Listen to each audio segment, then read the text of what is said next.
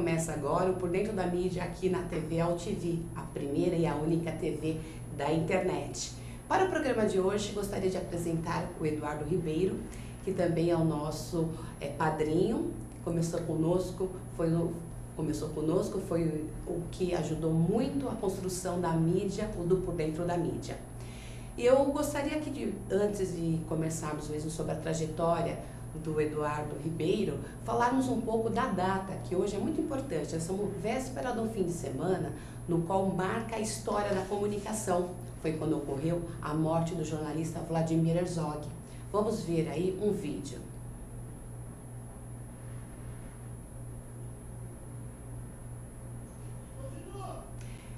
Daqui a pouquinho esse vídeo, mas por quê? O Por Dentro da Mídia, ele fala das transformações, das mudanças na sociedade, o que acontece mesmo com a comunicação. Essa comunicação que você acompanha pela internet, mas ela passou já muito pelo impresso, muito por fotografias, muito pelo rádio, muito pela televisão. O Por Dentro da Mídia tem um colunista que é o Audálio Dantas. O Audálio Dantas, ele foi o escritor de um livro muito importante que fala sobre a vida e a história de Vlado Herzog. E esse vídeo, que a gente vai ver logo mais, ele também tem aí informações do que o Audálio Dantas escreve para nós no Por Dentro da Mídia. O Por Dentro da Mídia, como o Eduardo já me ajudou a descrever em outras oportunidades, ele fala dessa transformação da sociedade. E antes disso, vamos voltar um pouquinho também para a história do Eduardo Ribeiro, que juntamente com os Jornalistas e Companhia, lá na década de 90, começou um trabalho muito bacana, não é mesmo, Eduardo? Sim, é um trabalho de certo modo, de integração da mídia, de integração dos jornalistas. Porque antigamente a gente tinha os bares, né? As redações, estamos falando dos anos 60, anos 50, anos 70, você ia, o jornal era uma grande referência, todo mundo ia até alta madrugada e depois, para relaxar, ia para os bares e ali você ficava sabendo de tudo que tinha acontecido, inclusive nas outras redações.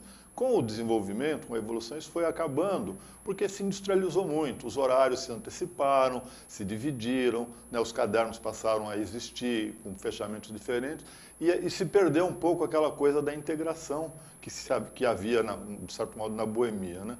Então, quando a gente lançou, nem era essa ideia, era uma coisa mais informal, a gente acabou se transformando numa espécie de praça do interior, onde as pessoas se encontravam, né, através do boletim. Né, porque a gente dizia onde as pessoas tinham saído, de onde tinham ido de um veículo para outro, ou tinham lançado um livro. Então a gente pôde fazer esse acompanhamento. Isso a gente está falando lá da década de 90, né, Eduardo? Estamos falando, no caso dos Jornalistas e Companhia especificamente, estamos falando de 1995. A gente começou um pouquinho antes, em 1991, no Sindicato dos Jornalistas, com uma coluna no jornal do sindicato chamada Moagem, o jornal Unidade, que foi uma ideia do José Hamilton Ribeiro, o grande repórter, que quem assiste o Globo Rural certamente conhece, é o nosso maior repórter, né? O repórter contemporâneo de maior representatividade. É isso mesmo. Isso na década de 90, já com uma carreira, né? Você começou no jornalismo lá na década de 70. Eu comecei, a gente é rodado. Eu me formei em 77, e aí eu já tinha uma certa militância, né? Falando de Vladimir Herzog, que a gente está falando aqui, que aliás se falou que é um marco da comunicação, é um marco da comunicação, mas é um marco também da sociedade brasileira, porque a morte dele, o assassinato dele, desencadeou um processo de... desencadeou um processo de mobilização da sociedade contra a ditadura, né? E aí, temos agora, né, Eduardo, essa foto, se eu não me engano, é Editora Abril? Editora Pini, a revista A Construção São Paulo, 1977. Cadê o Eduardo na foto? Eu sou o primeiro aí de bigode. É isso mesmo, né? De casaco.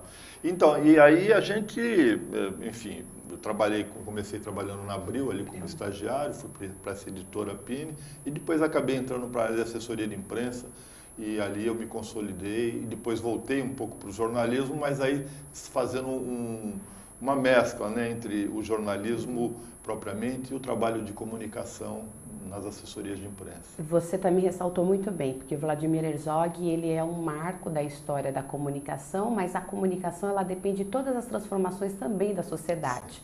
Então vamos assistir a matéria, um vídeo que a gente também tem no site do Por Dentro da Mídia, que é o pordentrodamedia.com.br. pordentrodamedia.com.br. Esse é o nosso endereço também.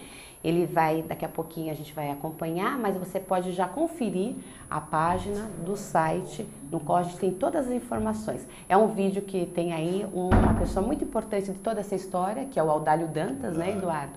Que na época era o presidente do Sindicato dos Jornalistas e que a partir de tudo que aconteceu também entrou aí para a história da comunicação, traduzindo e principalmente modificando a sociedade.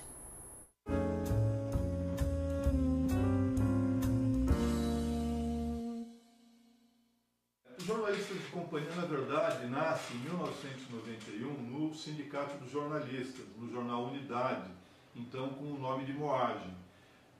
O jornal, naquela ocasião, foi relançado com periodicidade mensal e o José Hamilton Ribeiro, nosso maior repórter, que depois veio a ser consagrado por nós mesmos como o mais premiado jornalista brasileiro de todos os tempos, ele era o diretor do jornal e queria que o Unidade tivesse uma coluna de vai e vem, uma coluna falando dos coleguinhas. E pediu para que eu fizesse, eu era colega de diretoria dele, nunca tinha feito, mas como bom soldado, acabei aceitando a incumbência de fazer essa coluna. Eu fiquei até, na época, muito receoso, porque escrever para jornalista é uma coisa complicada. Mas a coluna foi um sucesso desde a primeira edição. Tinha meia página, a gente recebeu dezenas de cartas depois que ela saiu, parabenizando, estimulando. Eu sei que 6 meses depois a gente já estava com uma página do jornal, 1 ano depois a gente estava com 2 páginas do jornal e 2 anos depois nós estávamos com 3 páginas do jornal. O Eduardo Ribeiro também na nossa tela, no nosso vídeo. E o que era escrever para jornalistas, Eduardo? Imagina você, um médico, cuidar de médico, né? A responsabilidade que ele tem, porque o médico conhece tudo de doença, mas ele não se trata, ele vai se tratar com o outro. Escrever para jornalista é uma sensação muito parecida. No começo eu morria de medo, porque você é novinho, você não tem um domínio pleno da língua, da gramática, medo de errar, ou de escrever, ou de ser analisado. Pô, esse cara escreve mal, coisa parecida, né? Mas eu acho que esse medo acabou passando rápido, porque foi um fenômeno. Quando a coluna nasceu, em 1991, no sindicato, a primeira coluna foi um sucesso, assim, que eu fiquei assim, admirado da quantidade de cartas e da repercussão que teve, né? Até teve uma amiga que brincou, entre as cartas, ela falava: nasceu o Ibrahim Suede da nossa categoria. O Ibrahim Suede era um colunista do Globo, muito famoso nos anos 60, 70, e eu achei, enfim, um certo exagero, mas a verdade é que caiu na graça. Então, com isso, eu me animei, né? A gente fazia era uma coluna inicialmente de 1/3 de página, só para fazer marcar presença, e em 1 ano ela estava com 1 página, em 2 anos estava com 3 páginas no Unidade, e a gente parou porque era tanta informação, porque senão a gente ia fazer o jornal inteiro, né? Então, do medo que tinha, virou uma coisa bacana. Também não eram textos muito complexos, né? Fazer uma coluna, você tem que trabalhar com textos curtos, com muito substantivo e pouco adjetivo, para poder dar mais informação. Então, com isso, eu acabei ganhando segurança. E foi, daí para frente foi realmente um sucesso, tanto que eu lancei o meu produto em 95, chamado Fax Moagem, que depois virou Jornalistas e Companhia. Tem uma pessoa aqui que nós também separamos, que vai dar um recado, que até hoje está com você, aí na equipe dos Jornalistas e Companhia, que é o Wilson. O Wilson, né, que você, além dele, ele começou com você há 20 anos, mas temos mais gente na equipe, não é isso mesmo? O Wilson, a gente é amigo há muito tempo, fomos estagiários juntos na Editora Abril, numa revista chamada TV Guia. Depois ele foi meu colega no Sindicato dos Jornalistas, na Comissão de Assessores de Imprensa. Aí ele foi para o Rio de Janeiro e ele voltou. Quando ele voltou para São Paulo, a gente retomou a amizade e ele ele acabou, depois de 2 anos que ele tinha voltado para São Paulo, eu convidei ele para trabalhar com a gente, porque aí a gente já estava começando a ter um pouquinho mais de dinheiro, né? Porque isso foi um empreendimento... É verdade, os investimentos, né?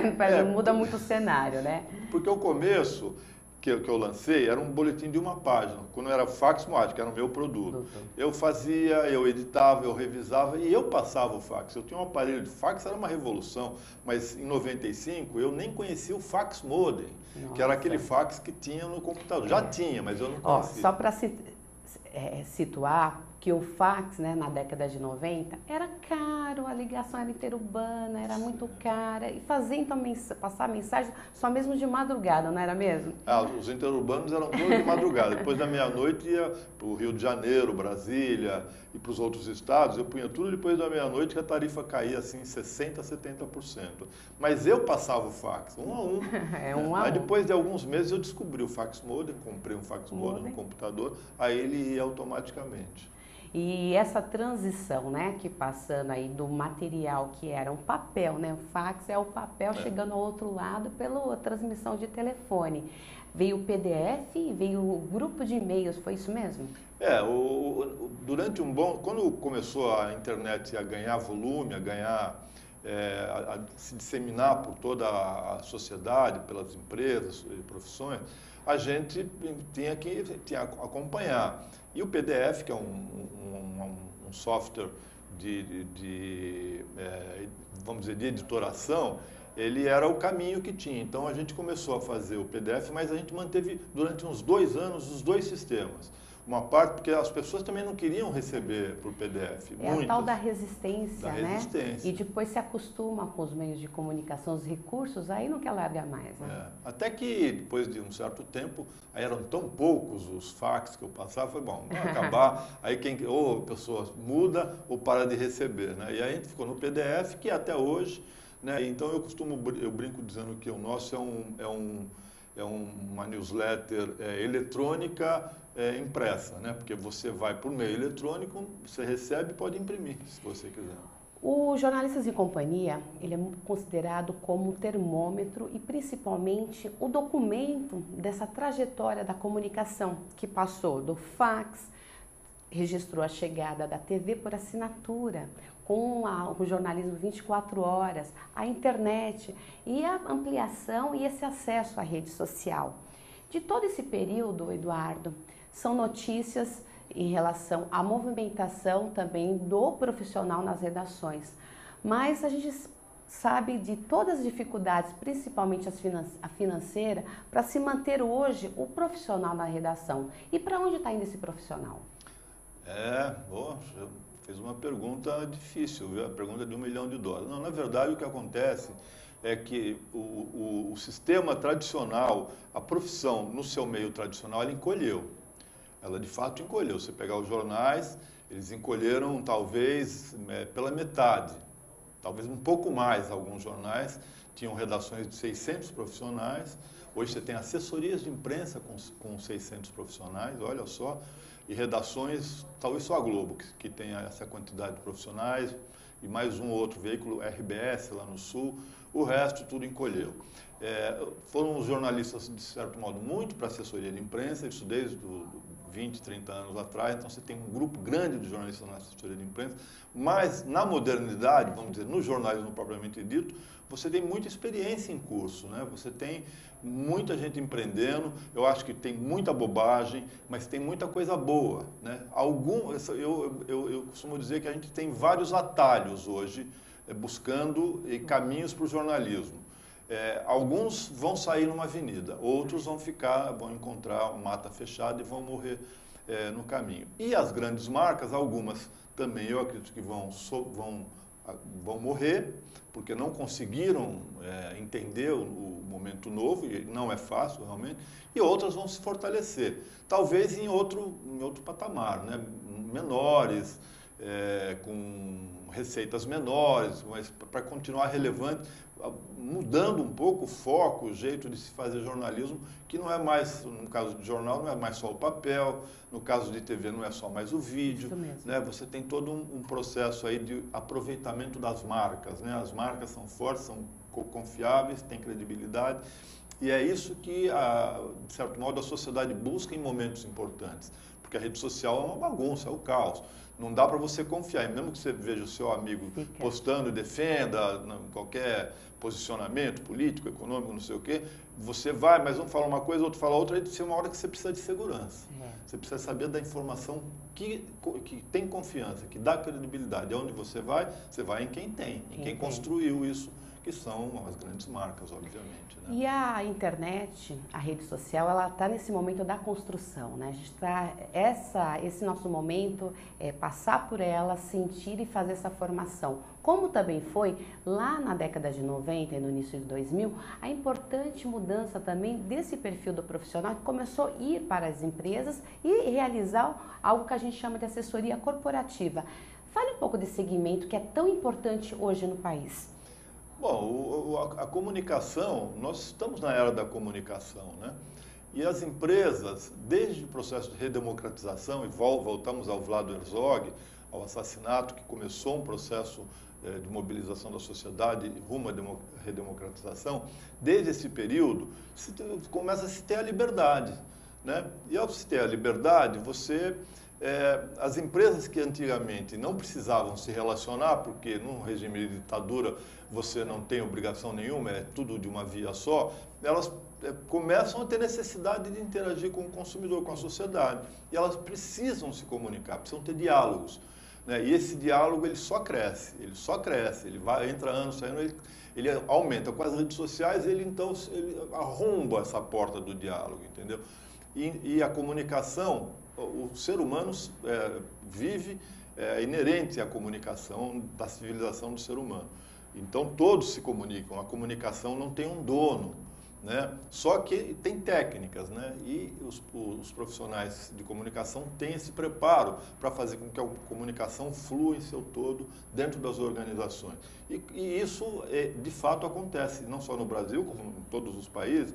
Essa área se fortalece, ela passa a ser estratégica, ela passa a ajudar as empresas a ganhar dinheiro, a fazer negócios, porque ela trabalha a reputação vale, ela tem valor, né? Mas também ajudando a olhar, olha, esse produto poderá ter um desdobramento muito negativo para a empresa. Então a empresa começa a pensar, ela não ouve mais só o engenheiro, não ouve mais só o advogado, ela hoje cada vez mais ouve a comunicação, porque a comunicação faz a leitura do ambiente, ela procura observar as tendências, ela sabe o comportamento da sociedade, ou que pelo menos deveria saber.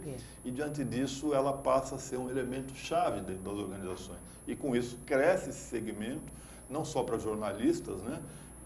Hoje você tem nessa área... Hoje a gente fala indústria da mídia, né, Eduardo? A indústria da mídia, que é, vamos dizer, os veículos e esses que estão por trás, que são as corporações que alimentam isso com conteúdo, com recursos, né, etc. Mas é um segmento que se desenvolveu muito, muito, muito. Exatamente, desde 2000 para cá, cada um se tornou o próprio editor da sua notícia, pela rede social, pelo portal. Essa acessibilidade, né, à informação foi muito importante. E eu queria aqui detalhar um pouco mais, para quem não conhece, as colunas, as notícias dos Jornalistas e Companhia. O que você gostaria de contar para a gente, assim, de novidade, ou o que a gente vai ter já para a próxima semana, já que ele é semanal?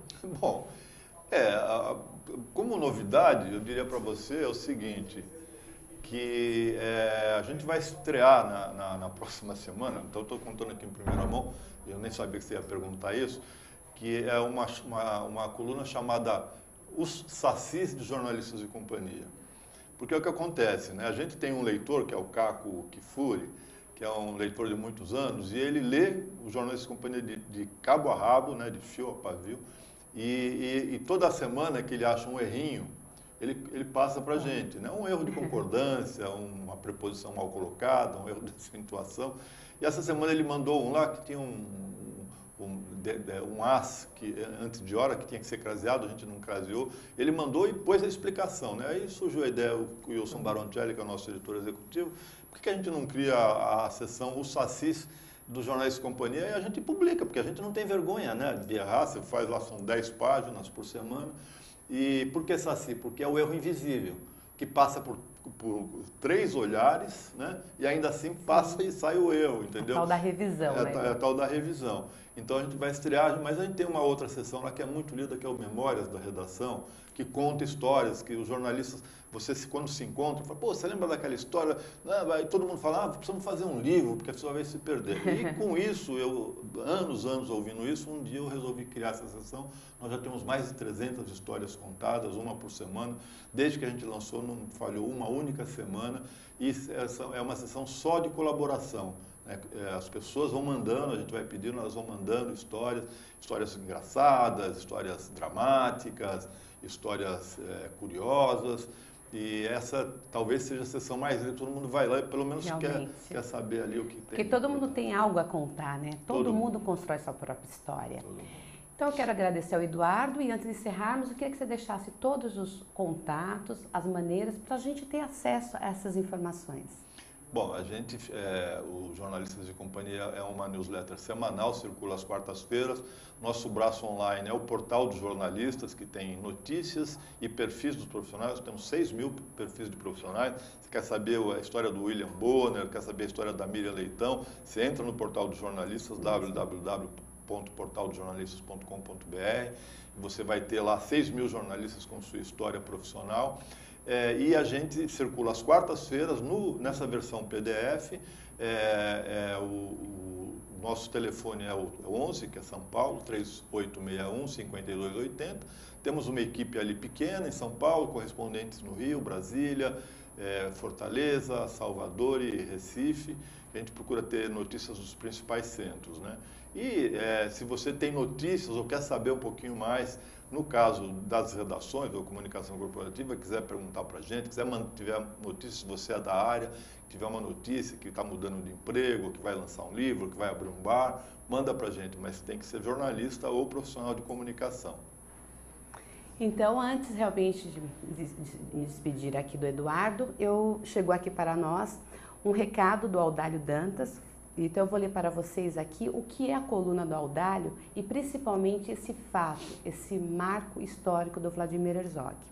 Hoje, estamos às vésperas de uma data que marca um período, uma história da sociedade. Dia 25 de outubro de 1975, Vladimir Herzog, o Vlado, foi assassinado. Era um sábado, num antigo prédio na rua Tomás Carvalhal, no bairro do Paraíso, em São Paulo, onde funcionava o Departamento de Operações de Informações, o DOI, o Departamento do Centro de Operações de Defesa Interna, que é o COD. E aí, ele passou aqui para nós um trecho do livro dele.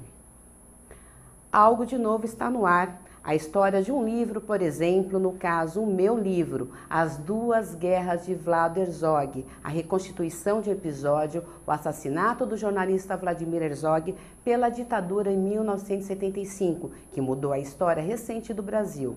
Só decidi escrever o livro 30 anos depois de ter vivido dias de tensão e medo. Sou autor e, ao mesmo tempo, personagem dessa história. É isso aí, né, Eduardo? Acho que a gente fica aí na nossa memória, nós que somos também integrantes da comunicação e, como o Eduardo também falou na abertura, é uma história, é um marco da comunicação e da sociedade.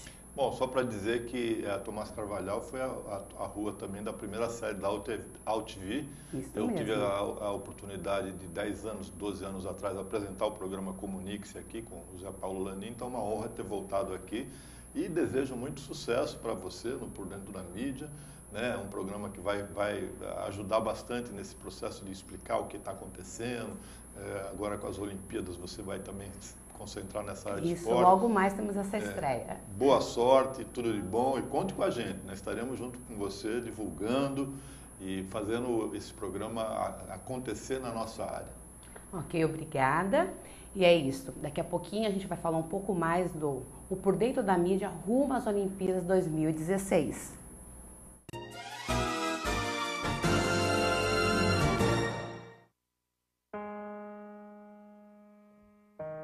Olá, meu nome é Lucas e eu vou contar minha história para vocês.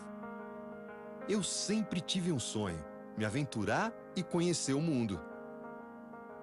Quis desvendar os mistérios da terra, navegar em alto mar, ganhar o céu. Era tanta vontade de fazer tanta coisa que eu nem sabia por onde começar. Foi quando descobri que, antes de tudo, eu ainda tinha um grande desafio pela frente.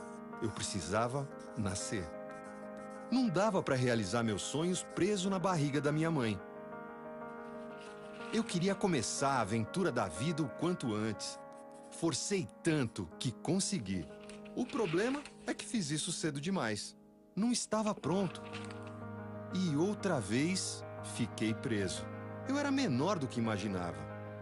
Como ia conseguir realizar os meus sonhos daquele jeito? Fui perdendo as esperanças.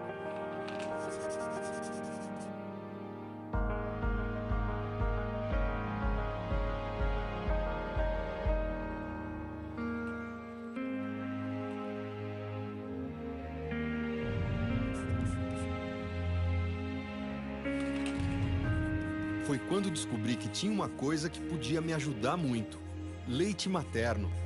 Mas a minha mãe ainda não podia me dar. E com a doação de outras mulheres, eu poderia ser salvo. E foi assim, com a ajuda delas, que eu consegui crescer e ganhar força para a aventura da vida. Inclusive, essa aventura não pode parar. Precisa ser aproveitada a cada segundo. E você também pode fazer sua doação compartilhando essa postagem.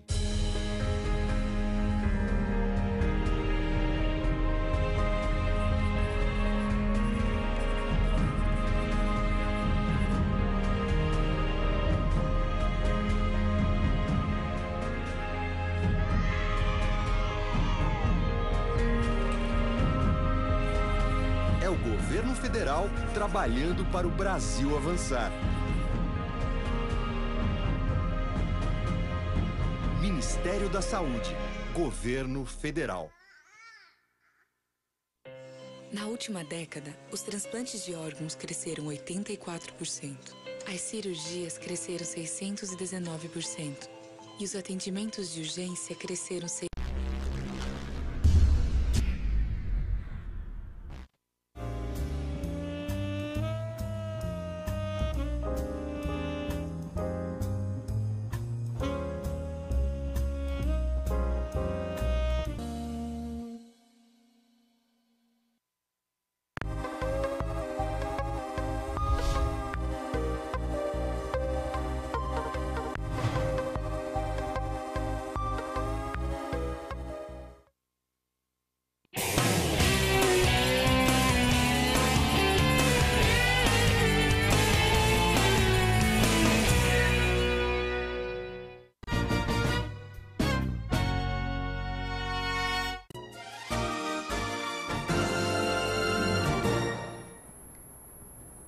Um programa especial e um programa com mais uma estreia. A partir de agora você vai saber tudo sobre as Olimpíadas Rio 2016, porque nós vamos ter nesse espaço Por Dentro da Mídia, falando sempre com Ari Pereira Júnior, que já está aqui comigo nos estúdios. Olá, Ari, tudo bem? Tudo bem, Luciana, obrigado pelo convite. Espero levar aos nossos internautas aí um panorama do esporte olímpico, né, nessa época especial, faltando menos de um ano para a primeira Olimpíada da América do Sul, para os primeiros Jogos Olímpicos realizados no nosso país, aqui no Brasil. É isso mesmo. Eu queria começar com você, Ari, toda a sua trajetória, a sua experiência na cobertura de Olimpíadas, Pan-Americanos e também outras modalidades. Pois é, Luciana, você que trabalhou, né, bastante tempo também na Rádio Eldorado, tem um pouco da noção dessa filosofia, da ideologia que foi sempre implantada pela rádio, muito mais por credibilidade, por apoio ao esporte, do que por uma opção comercial. Então nós sempre dedicamos muito espaço ao esporte olímpico. Hoje a gente vê atletas brasileiros, a vela sempre esteve na grade da programação com muito destaque, né? E a gente vê Ilhabela Sailing Week, ali o Lars Grael, que agora há pouquinho foi mostrado também na imagem no barco dele da classe Star, velejando na Ilhabela, e a premiação dos velejadores. Aí já é outra situação, a Copa do Mundo de 2010 na África do Sul devia estar uns 4 graus abaixo de zero, aí só a orelha podia ficar de fora nesses jogos noturnos, né? Aí também a cobertura da vela, acho que se não me engano, Santa Catarina, Extreme Sailing Series, que é um circuito mundial também de vela oceânica, com catamarãs, que são barcos de 2 cascos, velocíssimos. Aí nas Bahamas, a Star Sailors League, que a gente tem desenvolvido um trabalho muito legal, principalmente pela iniciativa do Robert Schad, que foi o primeiro campeão da Star Sailors League, e justamente aí a competição. A gente vê o Jorginho Zarif como timoneiro e o Maguila como proeiro. Eles que ficaram em 4º lugar na competição de 2014. Jorge Zarif, que é um dos representantes da vela do Brasil nos Jogos Olímpicos de 2016, inclusive um dos favoritos. Seria o mais novo campeão mundial da classe FIM em toda a história da vela. E como a gente ia dizendo, né, essa condução da nossa carreira no esporte olímpico fez com que os atletas fossem muito gratos, né, por isso. No tempo da Rádio Eldorado, eles estavam em evidência, estavam na mídia, não só às vésperas de Olimpíada e de Jogos Pan-Americanos, que a maioria dos veículos corre atrás desses atletas, faltando meia hora para começar a Olimpíada, faltando meia hora para começar os Jogos Pan-Americanos. Então esse trabalho, como as outras emissoras que fazem muito bem a cobertura do futebol, que é um esporte que eu também adoro, cobrindo os clubes São Paulo, Corinthians, Palmeiras o dia inteiro, a gente conseguia, né, ficar atrás dos atletas, a vela, o vôlei, o tênis, o basquete, eles estavam sempre em destaque o ano inteiro.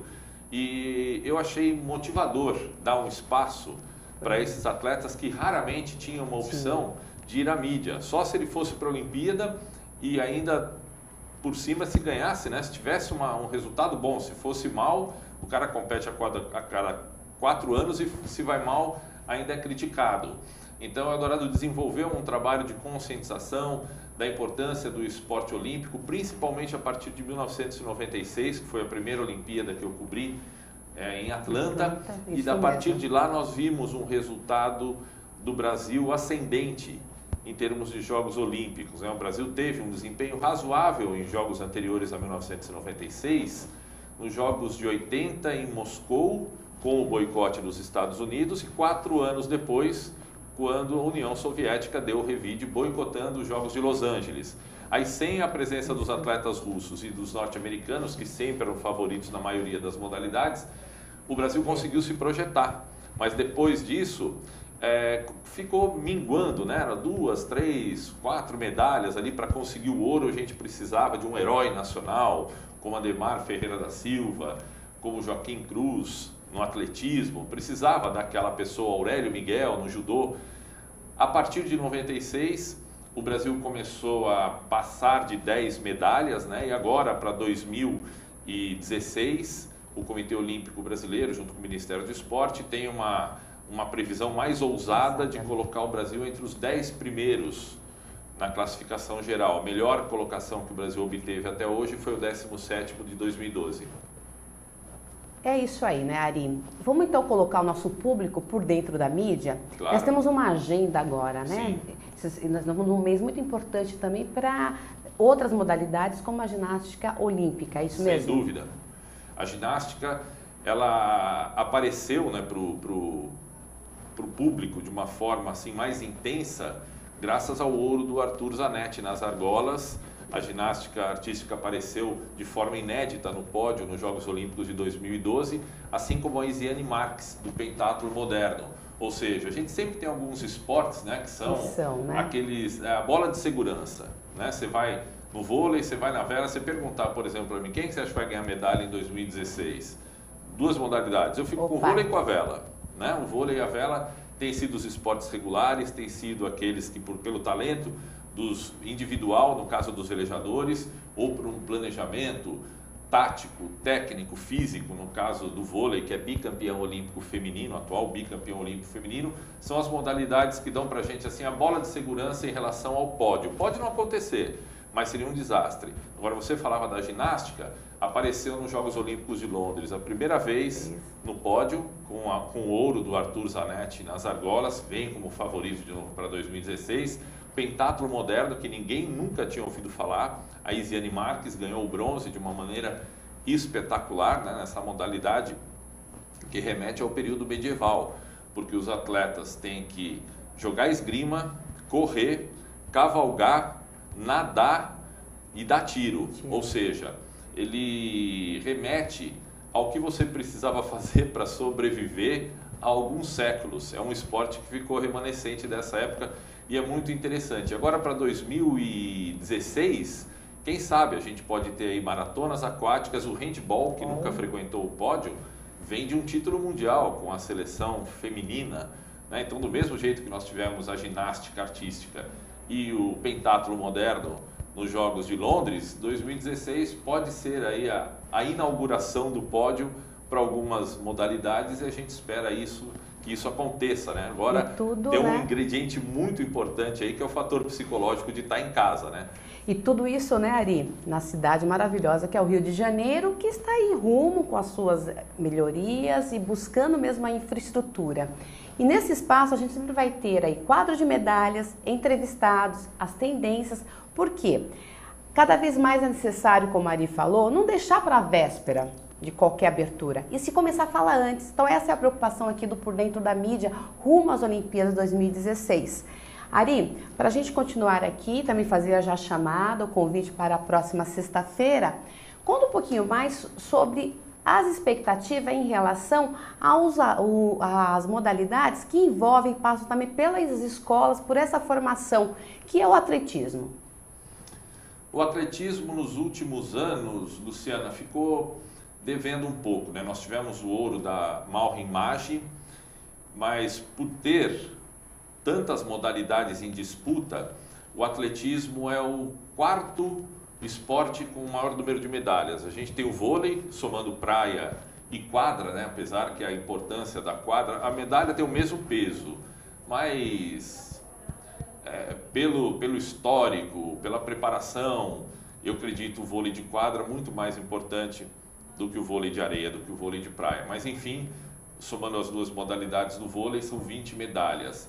Depois vem a vela depois vem o judô com 19 e a vela com 17. Com 17. E o atletismo, que tem uma gama muito maior, né, de modalidades dentro desse esporte, tem 14.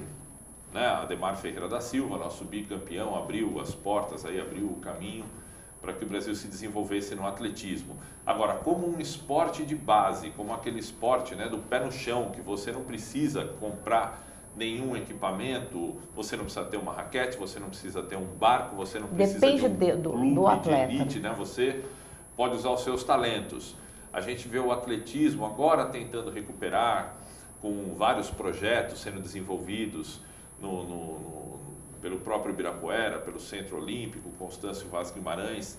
Tem um complexo lá que acolhe as crianças, né? Que está sendo muito bem desenvolvido por todo o estado de São Paulo. Vamos ver se isso aí dá frutos, mas o atletismo tem dependido daquela figura única, como dependeu da Malrin, que ganhou a medalha de ouro nos Jogos de Pequim, no salto em distância, e agora tem a Fabiana Müller, né, para superar aquele trauma olímpico que ela leva uma carga. Realmente a superação ela leva uma carga violenta, é o vento, é a vara, sempre tem lá sempre tem uma história, né? Ela entra como favorita e é a única campeã mundial do atletismo que nós temos, ganhou a medalha de ouro na Coreia em 2011. Então ela tem toda a credibilidade, né? A gente tem que dar para ela toda a credibilidade para se recuperar. Quem sabe todo esse trauma aí não se transforma numa grande alegria do atletismo, o que sempre motiva, né? As crianças precisam dessa motivação. A gente vê a Malrin, de vez em quando, ela leva no Centro Olímpico de Treinamento e Pesquisa, no Ibirapuera, as crianças para disputar o troféu Malrin Higamagi. Todas elas ganham medalha, vem escolas públicas. E sempre vem a memória, né? E eles querem ser, as meninas, os meninos, eles querem ser que nem a Malrin Higamagi. Por quê? Ela é campeã olímpica, ela ganhou uma medalha de ouro, ela ficou na mídia. Então esse exemplo é importante, mas é claro que você precisa ter por cima o exemplo do atleta, o herói, aquele que vai ser a referência, e por baixo um trabalho de estrutura, né, que deve ser gerido principalmente de uma forma estatal para que a gente consiga o resultado olímpico. Porque esse ciclo começou em 2013, não começou agora. Então a preparação é de 2013 para cá, para você chegar em condições de obter um resultado satisfatório nos Jogos Olímpicos. E Ari, começaram também as vendas dos ingressos, é isso?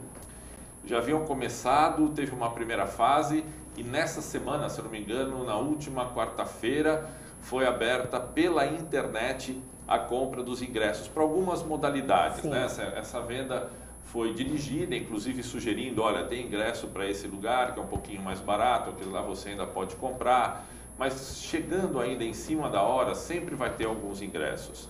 A Olimpíada a gente vê em todos os países, Luciana, e sempre tem aquela providência, sabe, que se faz em cima da hora. Não é porque é o Brasil. Vai ter estádios ficando pronto, faltando 15 minutos para começar uma partida. Isso aí a gente vê muito em Jogos tinta Olímpicos. Fresca. A Copa da África do Sul, por exemplo, está rodando o pontapé inicial lá no Soccer City. O jogo inaugural foi África do Sul e México. E tinha nego lá batendo martelo, tapume, limpando o chão, sabe? As obras estavam sendo concluídas no momento em que os times estavam entrando em campo. Agora, existe uma mão invisível, no caso da Copa do Mundo, que é da FIFA, e no caso dos Jogos Olímpicos, do Comitê Olímpico Internacional, que ela, se tiver que socorrer, essa mão vem e dá uma ajeitada. Sabe? Então, vai ter Olimpíada. Tem gente que fala, o Brasil não vai conseguir porque está atrasado, porque as obras de Jacarepaguá, porque o complexo de Marechal Deodoro, porque não levantaram uma parede. Sai. A Olimpíada sai de uma forma ou de outra, sai. Não vai ter nenhum problema. Nos Jogos Pan-Americanos do Rio em 2007, foram 16, 17 dias de competição, nós não vimos um tiro, um boletim de ocorrência sequer deve ter tido nesse período, né? Mas é aquela história. A cerimônia de encerramento acabou, se aquilo não se tornar um legado e o Brasil não abraçar, o país não abraçar isso daí para dar uma continuidade, exatamente meia isso. hora Todos depois, precisam ficar envolvidos, o né? come de novo, não é né? só quem gosta de esporte, ou quem tem um parente, ou quem trabalha pelo esporte ou pela mídia. Todos precisam estar envolvidos, que a Olimpíada ela vem para isso, ela vem para aproximar e dar essas oportunidades. Ari, de toda a sua experiência, de todos os momentos, o que você acha da cidade do Rio? E a gente vai ter uma situação de que modalidades também vão ter competições aqui em São Paulo, não é isso? Sim, sim. Pelo menos o futebol já tem alguns jogos programados, se não me engano, 9 ou 10 partidas de futebol vão ser disputadas no Itaquerão. Isso. Né? E isso aí já é definitivo, inclusive acho que já tem alguns ingressos à venda. É comum algumas modalidades, né, nas grandes cidades serem deslocadas. Em Atlanta, por exemplo, não tinha mar. Tinha uma lagoa que não era possível fazer as regatas. Tem que dar estrutura. Aí foram deslocadas as regatas para Savannah, que ficava a 400 quilômetros, mais ou menos a distância de São Paulo do Rio de Janeiro, né? E as regatas foram disputadas normalmente lá em Savannah, porque Atlanta não tem litoral. Então é comum essa prática das cidades que estão ao redor, né, as cidades satélites em relação à sede dos Jogos Olímpicos, absorverem alguns esportes que aquela sede não teria condições de receber. Ari, do que você acompanha também toda a movimentação dos meios de comunicação, já tem assim realmente essa mobilização? Os nossos parceiros, os profissionais estão assim mais atentos com esse cuidado que uma prática de esporte, ela começa há um bom tempo, bem antes. E é necessário também para o atleta esse espaço, ter essa mídia para ajudar aí a depois buscar seu patrocínio. Você percebe, você já está sentindo nesse ano de 2015 que está diferente? Não, Luciana. Não está diferente. A Copa do Mundo era para ter dado uma alavancada na mídia esportiva em 2014, né? Passou a Copa do Mundo, a crise na mídia continuou, não mudou nada. Agora os Jogos Olímpicos também poderiam ser considerados como um alento para a mídia, não aconteceu. A gente vê as redações, os grandes veículos com demissões frequentes, praticamente diárias, né? Então essa alavancada que a gente esperava da Copa do Mundo de 2014 e dos Jogos Olímpicos de 2016 ainda não aconteceu. A gente percebe que existem alguns segmentos que estão se especializando, estão trazendo mais imagens de esportes, de modalidades olímpicas, porque a gente vive aqui no Brasil a monocultura do futebol. E não adianta você querer oferecer para o espectador, para o internauta, para o ouvinte, né, o judô, a natação, o vôlei. De vez em quando é legal, um campeonato mundial ele assimila isso, mas o cara quer o futebol. Só que a mídia tem um papel importante de levar essa informação da forma mais adequada possível para que os Jogos Olímpicos não sejam o único momento dessas modalidades que não estão diariamente na mídia brasileira, como o futebol, que é o nosso esporte, que é a nossa monocultura esportiva. É isso mesmo. Então, nós temos agora o Por Dentro da Mídia rumo às Olimpíadas 2016 para justamente aí acompanhar e dessa possibilidade de fazer acessibilidade de todos também aqui na comunicação.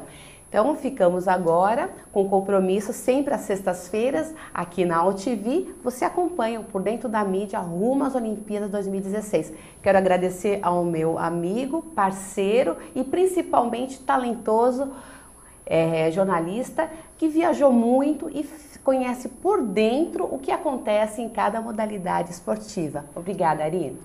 Obrigado, Luciana, para dar sequência nesse trabalho da cobertura dos Jogos Olímpicos. Começou em 96, os Jogos Pan-Americanos em 95, Regata Volta ao Mundo, America's Cup, enfim, uma infinidade de grandes competições, né, que só nos estimulam. Agradeço a participação, a você, aos internautas, a todos os envolvidos nesse projeto, que seja muito bem sucedido, assim como a gente deseja também para os nossos atletas nos Jogos Olímpicos de 2016, a Olimpíada do Brasil. Então aqui, compromisso com você, totalmente voltado aí para o esporte. É o Por Dentro da Mídia rumo às Olimpíadas 2016. Então vamos deixar agora um agradecimento e voltamos na próxima sexta-feira aqui na AltV.